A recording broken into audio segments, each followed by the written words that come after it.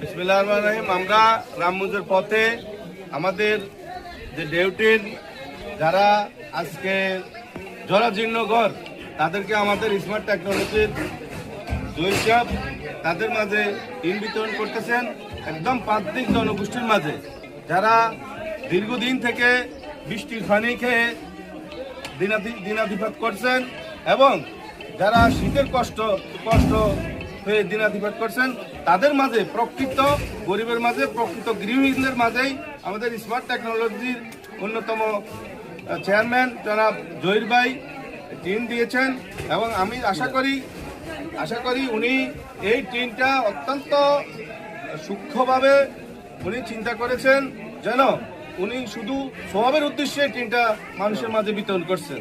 Tin এবং filler দিয়েছেন মানুষ যেন আপনার দুই বেলা দু মুঠো ভাত এনে ভালোভাবে খেতে পারে, চলতে পারে, অন্ত মাথার উপরে একটি ছাউনি থাকে, সে উদ্দেশ্যে, সবের উদ্দেশ্যে উনি টিন বিতরণ করেছেন।